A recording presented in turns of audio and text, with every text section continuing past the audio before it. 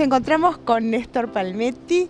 Él vive tras la sierra, en un lugar muy pequeñito, como dice él, y vino acá a Buenos Aires, a Capital Federal, en Argentina, para contarnos un poco cuáles son los alimentos controvertidos. Pero antes de llegar a ese tema y de nutrición depurativa y tantas cosas que él está manifestando en estos talleres y en estos cursos, vamos a saludarlo y le vamos a preguntar ya.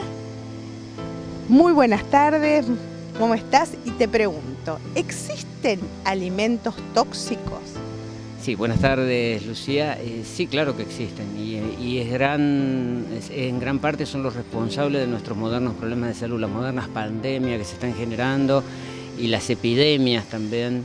Tienen que ver porque nuestra alimentación es tóxica básicamente y eso genera un contexto favorable para el desarrollo de virus, parásitos, de una serie de compañeros de ruta que lleva el ser humano, pero que encuentran en un contexto tóxico del organismo las condiciones para poderse desarrollar.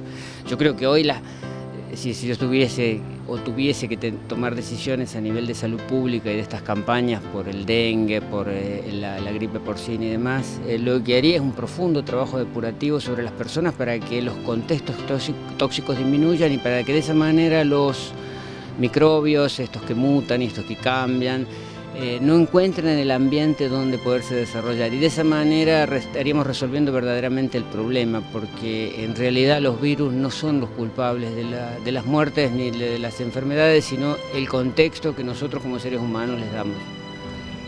Los alimentos que son muy adictivos y que son muy refinados, que ya aprendimos contigo que realmente son dañinos, ¿hay que eliminarlos totalmente? Mira, todo depende en qué situación está la persona. Obviamente que una persona que está sana, equilibrada, depurada, si consume un alimento refinado o un alimento tóxico, no va a tener ningún problema, porque su contexto, nosotros hablamos del vaso vacío, es decir, su vaso de toxemia está vacío y al estar vacío, ningún chorro lo puede hacer derramar, volcar. Entonces el problema es que hoy en día los vasos están al rebalse, están ahí en ese punto donde cualquier gotita provoca la volcada, provoca el derrame, y eso es lo que normalmente percibimos como enfermedad, como problemas de salud. Entonces yo creo que la gran estrategia preventiva sería vaciar los vasos. Por supuesto que si una persona está al borde del colapso, es evidente que tiene que ser más austera y tiene que ser mucho más consciente de lo que hace, porque está jugando su calidad de vida y está jugando su retorno a la normalidad a través de ser un poco más estricto. Por eso hay que adecuarlo a persona, cada persona es una historia y cada persona tendrá su abordaje conveniente.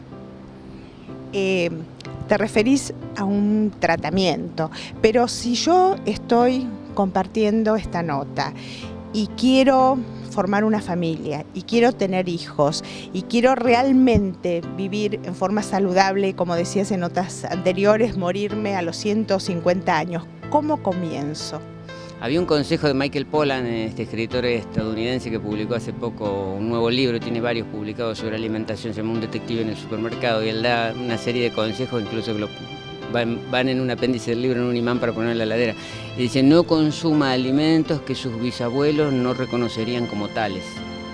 Es decir, la artificialización, que es una cosa de estas últimas 3-4 décadas, es consecuencia de un modelo, de una escala industrial de producción que se empeña básicamente en generar, además de concentración, manejar el valor agregado, o sea, generar cadenas de valor o cadenas de valor agregado. Entonces eso hace que los productos deban ser artificializados.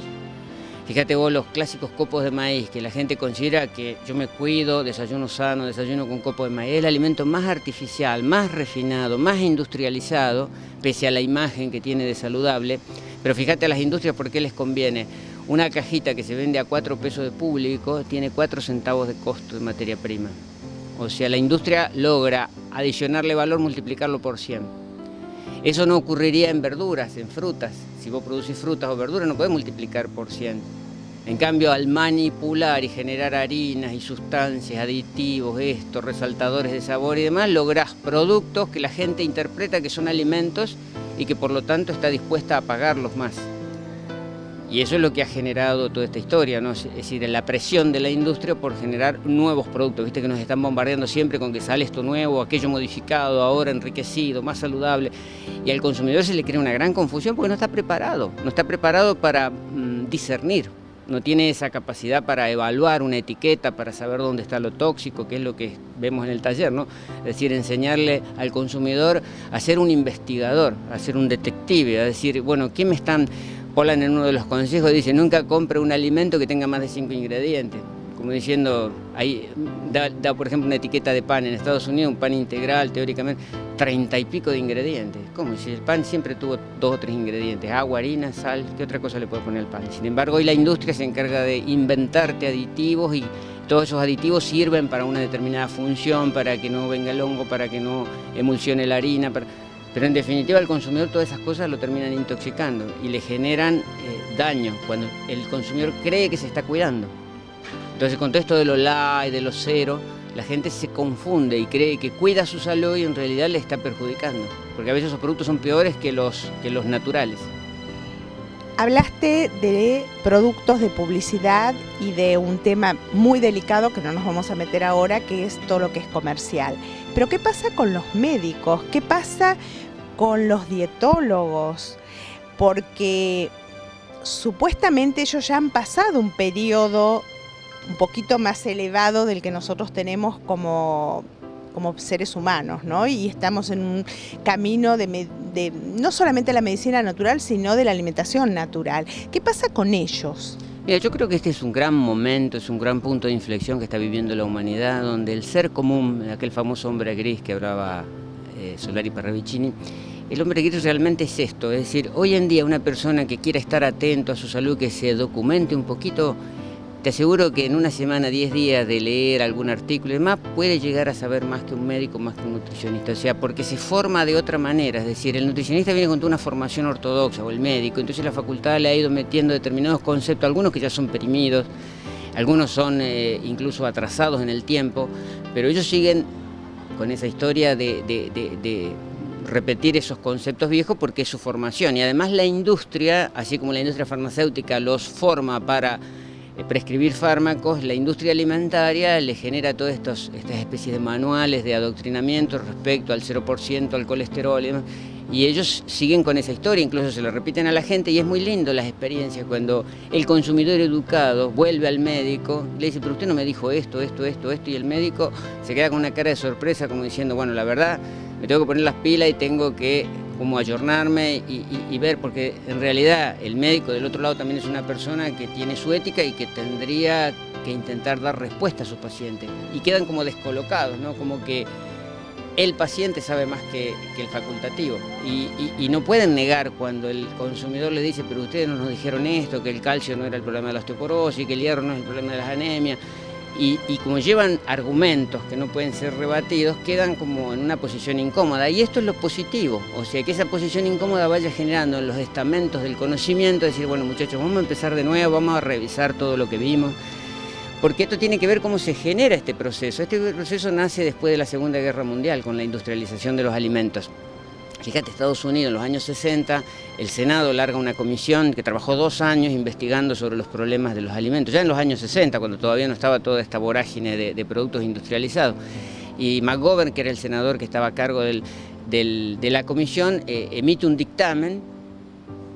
En 24 horas los lobbies le hicieron cambiar ese dictamen y tuvieron que modificar todas las recomendaciones nutricionales, porque ellos dijeron básicamente, ciudadanos de Estados Unidos, bajemos el consumo de carne y de lácteos.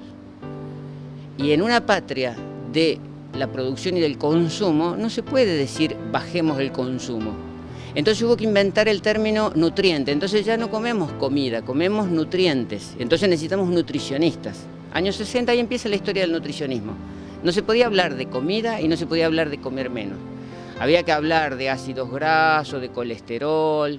Entonces, cosa que se pudiese manipular la información, y esos fueron los lobbies de la industria de la carne, la industria de los granos, las industrias lácteas en Estados Unidos, que dijeron, no podemos ir a menos, los mercados hay que hacerlos expandir, hay que crecer el mercado, ¿no? ¿Cómo vamos a disminuir los consumos? Y bueno, y fíjate cómo está Estados Unidos hoy, el 73% de su población está en sobrepeso.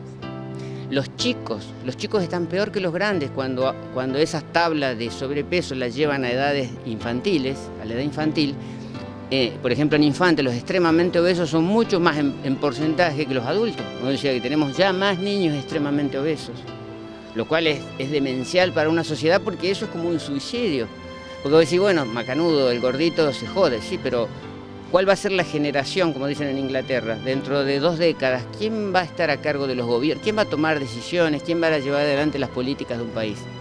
Gente con desórdenes bipolares de conducta, con hiperactividad, con paranoia, con irritabilidad. Es decir, en manos de esa gente va a estar el gobierno de una sociedad. Por eso digo, es como sociedad, esto lo tenemos que ver. Quiere decir que no solamente tenemos un compromiso como seres humanos de vivir y de mejor, ¿no? Y tener longevidad, sino tenemos el compromiso con nuestras generaciones. Esto puede ser que después paguen el pato la segunda o la tercera generación de nuestros nietos. Porque lamentablemente los niños dependen de nuestras decisiones. Ellos no pueden optar, no pueden decidir, no, yo no como esto, no como aquello. Eso es una consecuencia de sus padres. Esta mañana, tomando el desayuno, veíamos una chica con toda la cara llena de grano, una bebita, ¿no? Y le estaban dando todos alimentos que están estimulando toda esa problemática de la piel y el drenaje tóxico a través de la dermatitis. Y fíjate que los padres no es que no lo quieren al hijo, no lo saben, no se dan cuenta, nadie les explica y ellos siguen repitiendo y haciendo las cosas que le imponen lo mediático, que le imponen a veces los medios de comunicación o los mismos médicos. No quiero dejar de preguntarte algo que me parece realmente que a mí me tocó muy profundamente por conceptos que vengo escuchando de padres, de maestros de colegio. Ya sabemos que la carne no nos conviene, pero ¿qué pasa con la leche y los derivados de la leche? Porque esto es fundamental para un cambio en nutrición. Sí, yo creo que es un antes y un después. O sea, la persona que corrige el hábito del consumo de productos lácteos, o sea, de todo tipo de secreción láctea de mamíferos, porque no hay que identificar a un lácteo como problemático, ni una marca, es un concepto de secreción láctea de mamíferos. Es decir, el ser humano es el único animal mamífero que continúa bebiendo secreciones lácteas después del destete, o sea, después que ha pasado esa etapa de neonato. Todo mamífero después del neonato corta con la lactancia, corta con el consumo de lácteos y nunca más lo vuelve a consumir en su existencia porque no es un alimento fisiológico. El hombre es el único que ha contravenido esa ley. Y bueno, los precios se pagan. Pero lo lindo es que también el corregir esta deficiencia nos lleva a resolver muy rápido nuestros problemas. Hay gente que viene con problemas crónicos, problemas de erupciones, dermatitis, alergia. Con una semana o 10 días de dejar los lácteos, ¡tac!, desaparece y vuelve a recuperar su normalidad. O sea que es muy rápido el ida y vuelta también. ¿Cómo reemplazás cuando tenés conceptos tan profundos que si no tomás la leche vas a tener problemas en los huesos? Siempre nos tenemos que orientar sobre los animales. Nosotros tenemos el 99%, compartimos el 99% del ADN del chimpancé. Y vos fíjate que el chimpancé no tiene ningún problema de falta de calcio y no toma ni leche, ni yogur, ni postrecitos. O sea, básicamente el calcio, que es un macronutriente de nuestro organismo, también es un macronutriente de las plantas y de los frutos. O sea que no hay ningún alimento natural que pueda estar carente de calcio. Vos comés una manzana y tiene calcio, comés una lechuga y tiene calcio. Y las necesidades de calcio de nuestro organismo no son tan abundantes. Es más, se están cuestionando incluso desde los estamentos oficiales aquellas recomendaciones de la OMS de 1.400 miligramos de calcio para la embarazada. En realidad 300 miligramos ya es una barbaridad al día. Y 300 miligramos lo tenés en una aceituna, en una nuez, en un higo, en cualquier fruta, verdura y semilla tenés la dosis de calcio necesaria. El problema hoy en día es la sobreoferta de calcio y la sobreingesta de calcio. Hoy en día estamos hipercalcificados y mal calcificados. El calcio está en las arterias, endureciendo arterias, está en sobrehuesos, está haciendo cálculos, catarata, pico del oro, deformaciones. Es decir, hay una serie de material cálcico mal puesto, mal contextualizado y por lo tanto se convierte el calcio en un tóxico del organismo, así como el fósforo. También tenemos exceso de fósforo, o sea, son parte de estos desórdenes que es decir, cuando vos analizás nuestras estructuras alimentarias y tienen que ver con nuestros cambios profundos, estos cambios desde después de la Segunda Guerra Mundial. Hasta la Segunda Guerra Mundial el ser humano era comedor básicamente de plantas y ahora somos comedores de granos. En Estados Unidos hicieron un estudio, el 75% de las calorías de un ciudadano vienen de 4 granos. Y antes comíamos plantas y no granos. Pero ¿qué pasa? El grano es fácil de producir, fácil de patentar la semilla, fácil de comercializar, fácil de agregarle valor. En cambio al brócoli, a la lechuga, no hay forma ni de manipularla, ni de concentrarla, ni de adicionarle valor. Pero eso es gravísimo desde el punto de vista dietético, porque los granos tienen implicado una alta presencia de omega 6, por ejemplo, que es un ácido graso esencial que lleva a la rigidez. Mientras que las plantas son grandes proveedoras de omega 3, que es un ácido graso esencial que lleva a la flexibilidad. Por eso estamos tan rígidos, tan esclerotizados, tan duros, no solamente a nivel físico, también a nivel mental, porque hemos introducido en los últimos 30 o 40 años un cambio profundo en nuestra forma de relacionarnos con el alimento. ¿Qué pasa con el huevo? No, el huevo es excelente desde todo punto de vista, lo importante es que no provenga de estas crías industriales donde 250.000 gallinas están en una jaula comiendo las 24 horas del día alimentos no fisiológicos, balanceados, tóxicos, hormonas, antibióticos y todo eso obviamente después termina en el huevo y por cadena alimentaria termina en nosotros. Tratemos de conseguir, como decimos nosotros, huevos de gallinas felices, ¿no? De gallinas que estén pastando en la tierra o que estén en el pasto, que estén en contacto con la naturaleza. Cualquier huevo de cualquier ave es interesante para el ser humano y así lo ha sido.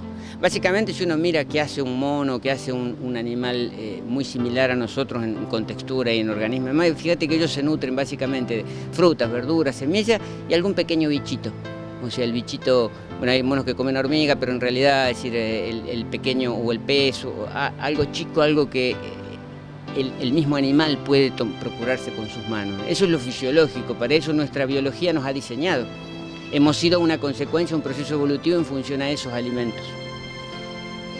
Uno de los temas que vas a tocar es el próximo, alimentos fisiológicos. ¿Qué son alimentos fisiológicos? Justamente lo que para nuestros organismos han sido desde en estos últimos 5 millones de años de proceso evolutivo del homínido los alimentos básicos. Fíjate que es muy lindo, está volviendo a ver luz el trabajo del doctor Arturo Capdevila, que mucha gente lo conoce como un poeta, pero en realidad Arturo Capdevila en sus últimos años de vida publicó 9 volúmenes muy interesantes sobre prandiología, o sea, sobre ciencia de la nutrición. Y él como historiador, como hombre investigador, trabaja mucho sobre lo precolombino, es decir, cómo eran nuestros habitantes nativos.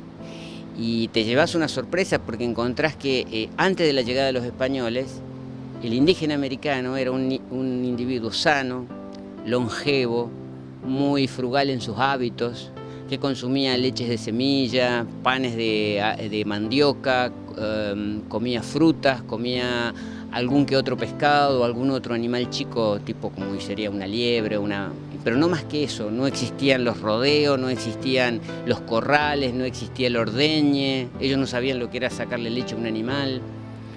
Llegan los españoles, en el segundo viaje de Colón aparecen las vacas, los chanchos, las cabras, las ovejas, y estos animales encuentran, imagínate en la isla de Santo Domingo, encuentran toda la exuberancia de alimentos y se empiezan a reproducir y empiezan a hacer variar la dieta del indígena. Y después de no fue enseguida, después de 20, 25 años de ese cambio nutricional importante en los aborígenes, empiezan a aparecer la viruela, la fiebre amarilla, o sea, todas estas pandemias, pero no es porque los españoles la trajeron en la saliva o en el aliento y se las transmitieron a gente que no tenía sistema inmunológico como nos hacen creer en la escuela.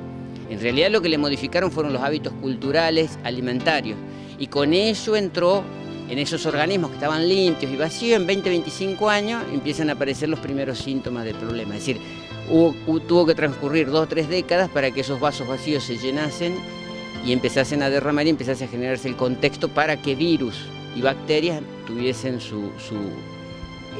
ya que hablaste de indígenas, hay un producto que se puso acá muy famoso hace unos años, que incluso los nutricionistas lo están usando, y es la semillita de chía.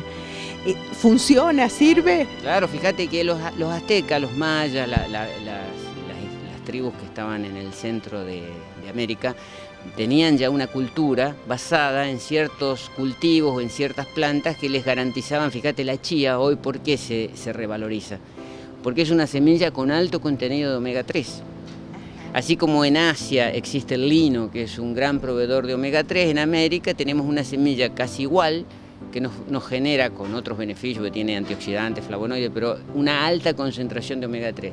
Y ellos a la chía la usaban para todo, la usaban para la comida, la usaban como grano sagrado, la usaban para barnices, para pintura, o sea, tenían una relación muy profunda con la chía, Pero ¿qué pasó? Así como pasó con la quinoa en los incas y demás, los españoles cuando vieron que ellos adoraban esas semillas, en realidad no es que la adoraban, agradecían a la naturaleza que la naturaleza les diese y los proveyese siempre de abundantes alimentos, entonces tenían como una relación religiosa con esos granos. Viene la época de la culturización, evangelización y todo lo demás de la iglesia detrás de la conquista, y empezaron a quemar las plantaciones de los indígenas porque decían que de esa manera iban a destruir el demonio, digamos, que imperaba sobre las culturas, y prácticamente estas semillas estuvieron a punto de extinguirse, salvo que algunos grupos, algunas tribus consiguieron resguardar semillas. Hoy en día podemos gozar de las virtudes de la quinoa, del amaranto, de la chía, es decir, una serie de cultivos autóctonos y muy venerados por ellos, que tal vez no sabían que tenía omega 3, pero entendían que era parte de su equilibrio y parte de su desarrollo cerebral y su coeficiente cognitivo, ¿no? Cuando comenzamos este tipo de alimentación, que en realidad para mí es un camino y una filosofía de vida, uno toma la decisión y ahí no hay retorno. ¿Qué pasa con las figuras dentro del grupo familiar? Mamá, papá, niños, el papá tiene que cocinar, tiene que hacerse cargo. ¿Qué pasa con la energía que colocas en la comida, la intención y el amor? Que de eso sabes mucho. Claro, pero fíjate que yo siempre le digo a la gente, porque la consulta es siempre esta, ¿no? Es decir, la madre que pregunta y dice, bueno, ¿ahora qué hago con mi hijo adolescente? ¿Qué hago con los chicos? ¿Qué hago con mi esposo? Si yo siempre digo, empezar por uno. Este es un proceso, como decís vos, una filosofía de vida, no es una dieta para hacer una semana, tipo la dieta de la luna o la dieta del sol. Es una filosofía de vida. Entonces la empezás vos a internalizar, vos la practicás, vos empezás a ver tus beneficios y no hay casi que ni hablar, porque yo veo cuando se producen estos cambios así tan brutales en 2 o 3 meses, pérdidas de kilos, reequilibrios emocionales y demás, el contexto familiar solo, por una cuestión de imitación o de duda o de curiosidad, va a decir, bocha, no estaba tan equivocada con sus cambios, se ve que le está yendo bien, vamos a probar a ver qué hizo. Es decir, yo creo que es uno de los mejores mecanismos, porque en esto no se puede ni evangelizar, ni imponer, ni arengar, es simplemente transmitir ese ejemplo, irradiarlo. Yo creo que se irradia hasta vibracionalmente, no se necesita una palabra que lo diga. Cuando tú, por ejemplo, el hijo adolescente ve a la madre más calma, más tranquila, hemos tenido una serie de experiencias muy lindas y testimonios de personas que han logrado esto y que el primer dato que registran es ese. Me decía el otro día un señor en Córdoba, dice, hace 3 meses atrás, antes de empezar con todo esto, dice, se cayó un vaso al suelo y armaba un escándalo, tiraba a la mesa, era un leche hervida. Dice, ahora pasa lo mismo y estoy tranquilo y mis hijos dicen, no te reconocemos, te vemos como una persona calma, parsimoniosa. Entonces, el entorno familiar eso lo percibe. Y el entorno podrá decir, bueno, no me gusta pero en realidad ven que hay algo fisiológico que está funcionando y empiezan a mimetizarse con ese cambio. Entonces es una forma despacito de ir generando ese cambio desde uno, desde adentro, hacia afuera, hacia los demás. Néstor, ya estamos finalizando la nota. Yo quiero en forma muy puntual agradecerte el venir a Buenos Aires, el compartir con nosotros este conocimiento y por sobre todas las cosas creo que sos un ejemplo increíble para mi programa porque entras en el contexto de una frase que hace muchos años la descubrimos, la producción y yo, y es que lo peor que le puede pasar al ser humano es ser ignorante. Si uno tiene conocimiento, tiene opciones. Podés elegir y de eso se trata este programa, así que sos, no sé, calzas justo. Y gracias de verdad. En realidad yo te agradezco porque no es fácil que estos temas se difundan, que pasen a otras personas, porque hoy en día hay muchos intereses comerciales, hay presiones, entonces no es muy fácil encontrar medios que sean permisivos a este tipo de discursos, porque son discursos que a veces cuestionan y nadie quiere ser cuestionado hoy en día, ¿no? Que se quiere mantener el statu quo, así que yo te agradezco esa posibilidad de poder llegar a muchas otras personas que ojalá sirva, así como a nosotros nos sirvió. Lo que hacemos básicamente es pasar una posta.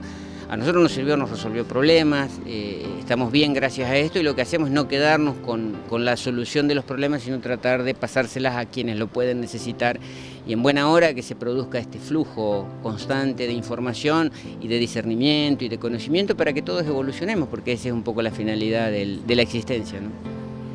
Y por sobre todas las cosas, finalizar nuestra vida cuando tengamos que finalizarla, pero sin dolor, con una sonrisa.